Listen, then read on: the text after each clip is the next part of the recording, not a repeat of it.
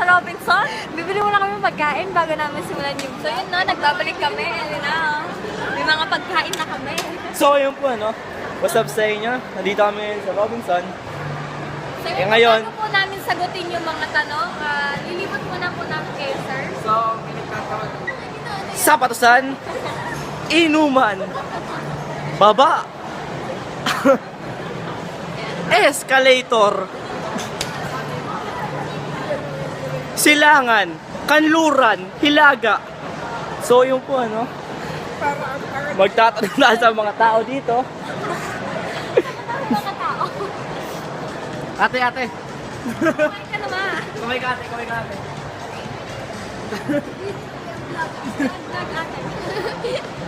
So, yun po, no, magbabalik na lang po kami, sir. Bye! Ayan, first question. What has been your favorite part? So, yun nga, yung favorite part ko yung debate. Kasi grabe yung mga classmates ko na talagang laban. Nagkakagulo kami, gano'n. So yun, ako din yung favorite part ko yung debate kasi na challenging tapos talagang nanggigigil yung mga klase namin kakasagot tsaka lahat kami nag-iisip para lang ipaglaban kung ano yung side namin. So, favorite ko rin, same lang din. Kasi, yun nga, nakakatawa sa bilik mo. Same.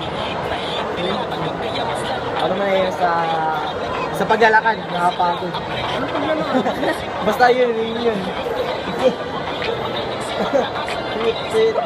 Hoy, ito kaya next mo. So, ito na nga yung second question.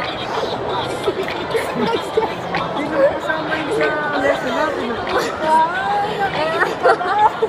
Okay.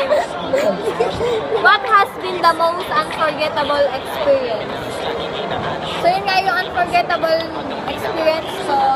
Yung may magtatanong ka, sir, yung lagi mo sasabihin, I'm gonna tap the table, gano'n. Kung sino yung huling tatayo, yun yung papasagutin mo. Yun yung the best ko unforgettable na experience. Kasi talagang nakaka-excite siya. Tapos, nakakaba gano'n. Yung parang, nagkakagulo talaga kami. Kasi syempre, ayaw namin sagutin yung tanong mo. So, yun yung unforgettable ko.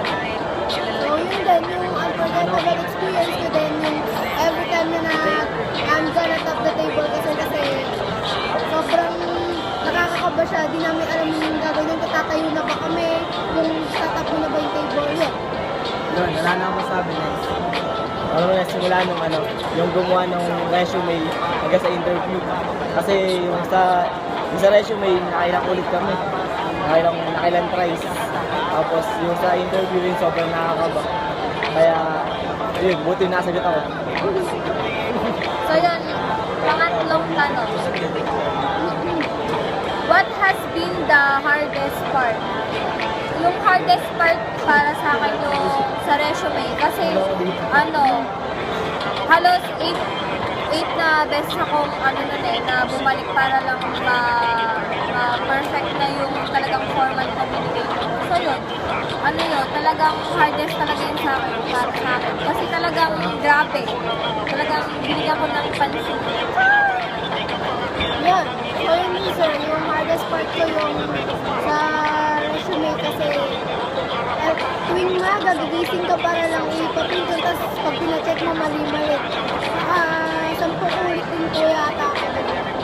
So, ako rin po yung resume. Masyado akong nahirapan kahit gumawa.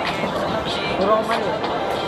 Ako sa resume din. Kasi nakalimang ulit ako bago natama. Pero, ayun, nakatama ako din ako. Yun. Kaya, So yun na, dito na tayo sa message.